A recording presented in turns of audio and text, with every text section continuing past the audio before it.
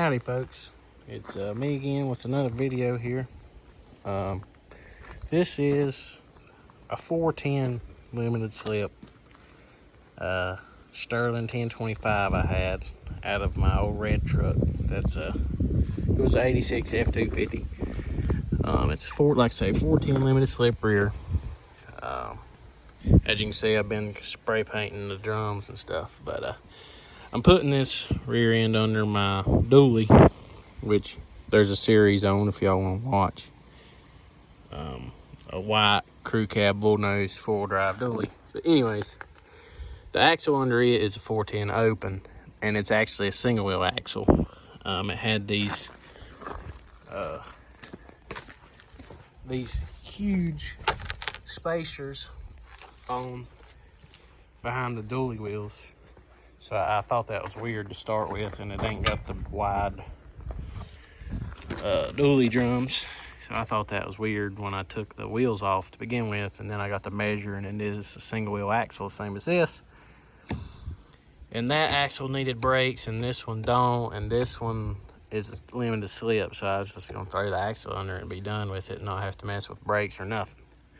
But since I had this out of my old red truck, I was gonna change the gear oil on it. And I figured, you know, like I say, I was going to change the gear oil on it and put some of that limited slip additive in it. But I noticed this. Now, I don't know how well the camera will pick it up, but that movement right there, if I go just straight up and down, maybe you can see it. Or actually, I can do it with the screwdriver here. But watch this. Hold on.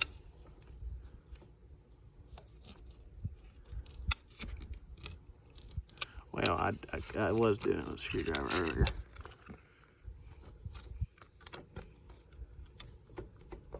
There it is, right there. That movement is the yoke on the pinion shaft. And it's pretty bad. Honestly, it really concerns me. And so I'm gonna be changing the yoke and putting a new pinion shaft seal in it, and I figured I'd just show y'all the process of how I'm gonna do this. All I'm doing is following the video online. I'll say it in a minute and maybe even put a link to it. It's better video than mine, and I know it is. But I just wanted to make another video about it, just in case anybody's confused, which they shouldn't be, because that video is a really good video. But anyways, we're going to be taking it, because it was on a 2004 F-150, the one he did it on, I think. This is obviously an older Sterling axle. Really the only difference is this yoke has the straps instead of a 6-bolt pattern for the U-joint stuff, whereas the straps for the U-joint are made into the yoke. But anyways, I just cleaned it up with brake clean and everything, and I'm gonna do just like he did and count the threads on here and make a mark so I know where I need to be when I put it back on. Now, I do not have a new yoke, but I do have a used one off of the axle that is on the other truck that should work just fine. Because I took the drive shaft off it, and it seemed to be just fine. So that's what we're going to use, is the yoke off the other axle that I have, the 410 axle. Same yoke, same everything, except this one has a pretty good amount of play in it, and that one has none. So from what I've been reading online, is that it's the splines on the yoke get wore out, and so yeah, that's what we're going to be trying to fix today. So thank y'all for watching. Hope this video will help you in some way. Anyway, let's get to it. We're under the truck here. As you can see, my U-joint is F'd, but anyways, we're under here As you can see, that seal's been leaking for a while also, so I really don't feel bad about doing this. But obviously common sense says there's a nut on there, because that's just how these are. Most axles, that's how they work from my knowledge. But anyways, it's got a nut on there, and the nut is 1 1/8 inches. So you have to have 1 1/8 inches and an impact gun to pull it off. Not that big a deal though. But first off, I'm gonna take a screwdriver, clean all this daggum grimy, greasy mess out of here, and then spray it off with some brake clean, and then take this sucker off of there. Again, I don't really care about this axle that much, so I'm not too invested in everything being perfect. I will make a thread count though, and make sure that I get it close to the preload that it is on. But as far as it being perfect, I ain't that concerned. The other axle, on the other hand, that's actually coming back into this truck, I would like it to be good, so. But like the guy says in that video, the only way to really know that you got it back at the right spot is to count how many threads there are, and to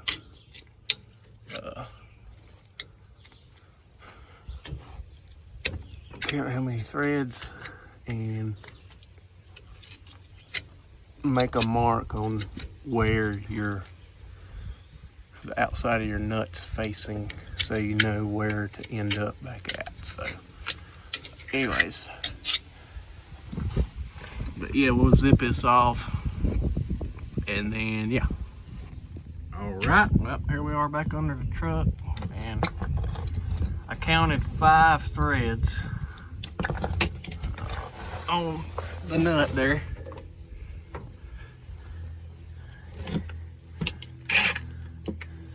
And we're gonna put the impact on it and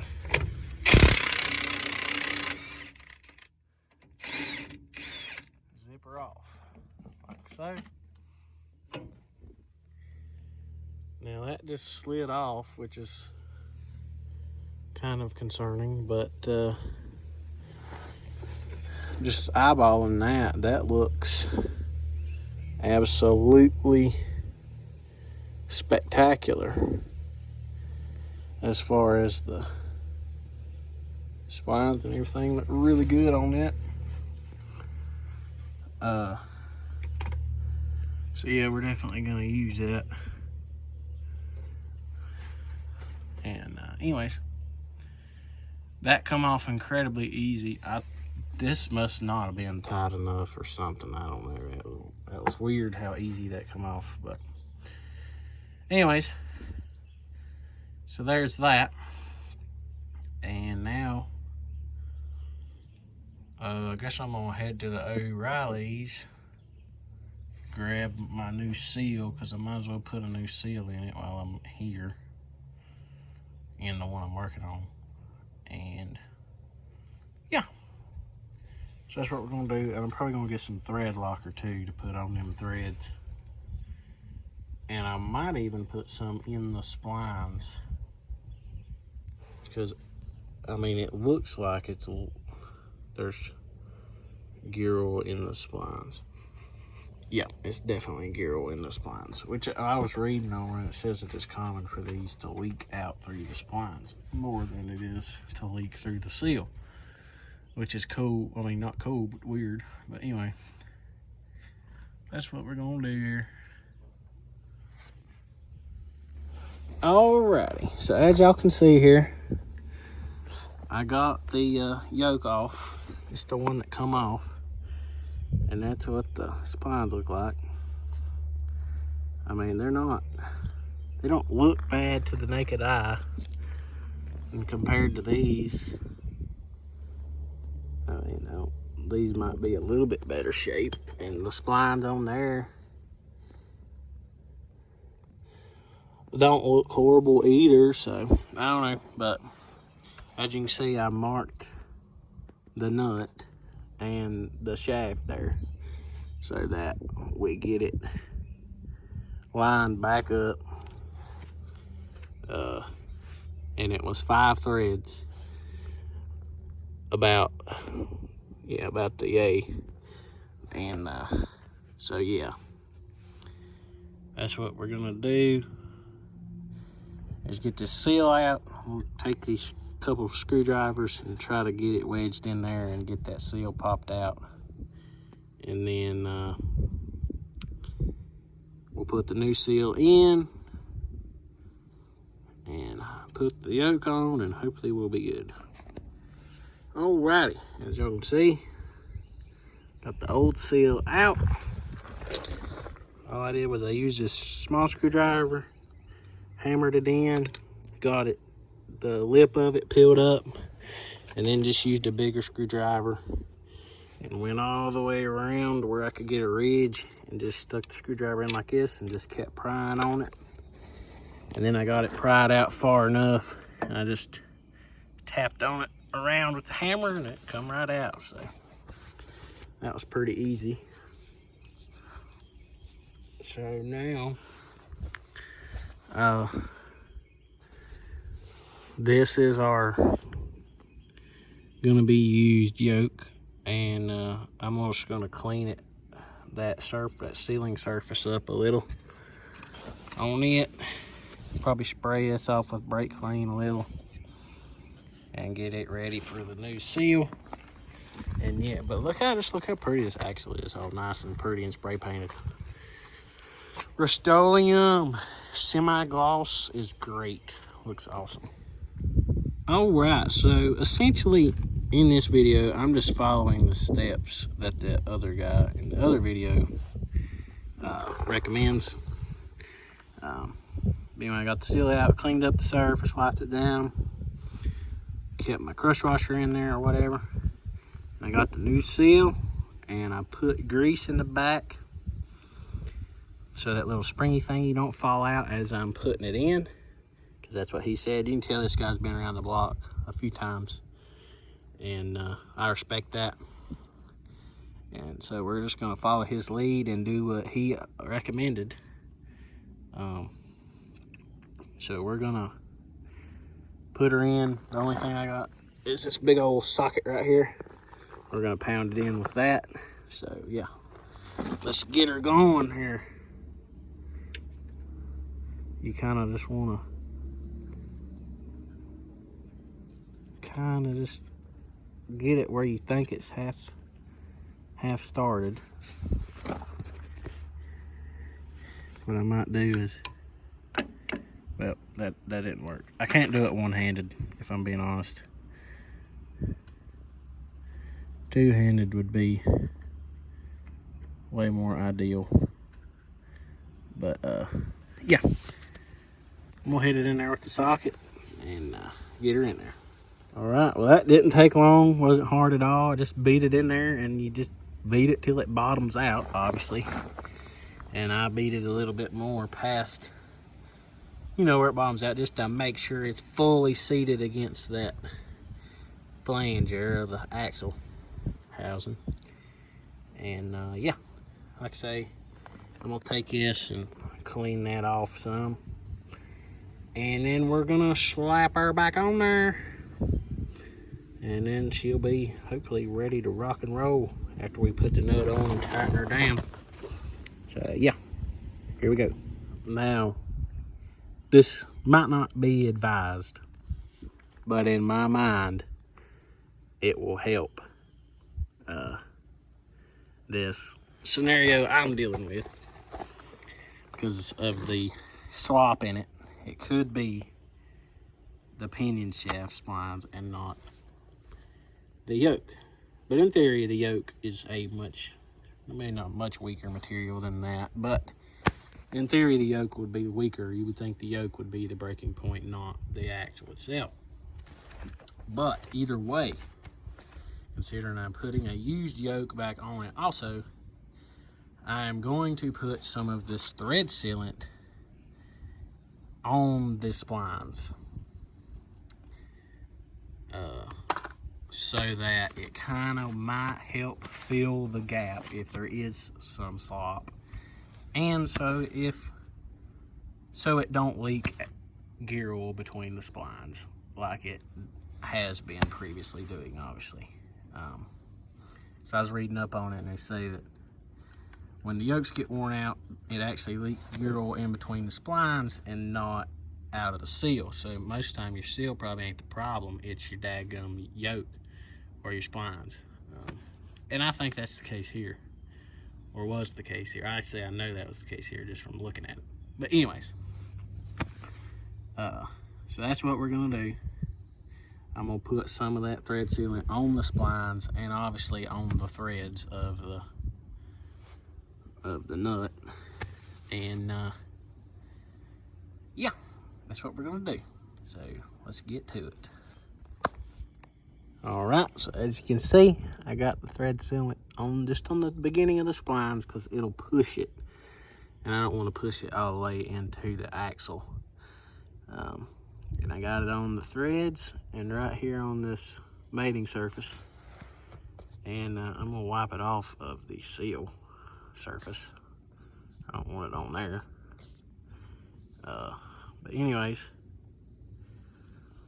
hopefully, like I say, that will fix that problem.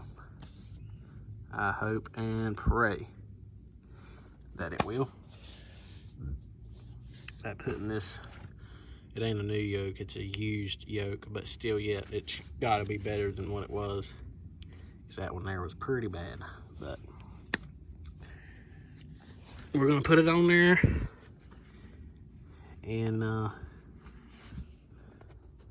yeah, that's what we're gonna do. We are gonna put it on there.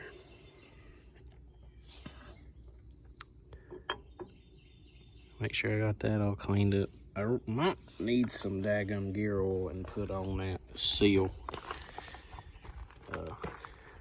Help it out some.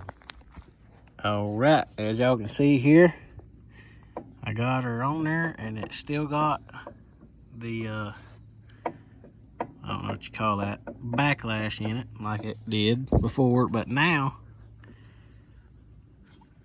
sucker don't move at all. And you can see my paint mark here, and then the corresponding paint mark on the back. I made about a quarter turn past where that mark was, just for some extra juice on it, since it hasn't been apart, you know, since it's been how it's been for over 35 years now, almost 40. Figured a little extra preload wouldn't help on it, or wouldn't hurt on it. So that's what I did. Again, it might be a bad decision, but it was a decision either way. So yeah, so there's that. And now what I'm gonna do, now that that's done, I'll put some more thread sealer on the end of the nut there to help seal it completely off. But now I'm just gonna, instead of filling it through the fill plug, I'm just gonna take the axle and turn the snout back down and just fill it up through the daggum diff cover with the snout down, and then put the diff cover on it,